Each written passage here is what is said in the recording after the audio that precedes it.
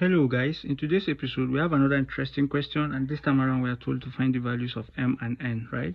So similar ways we've been doing the rest, we'll do the same thing here. So let's expand what we have in the numerator here.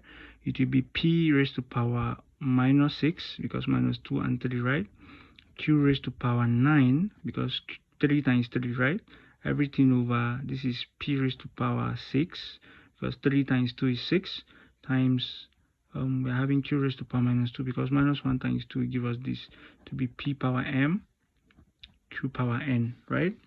Now from here we can do some simplification by comparing the bases. This is p power minus 6 here. When this particular one, will subtract the one we have under, which is 6 as well. For q we are having 9 here.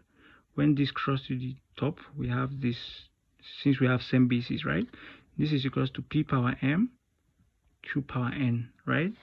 So that from here we can say p raised to power minus 6 is actually minus 12.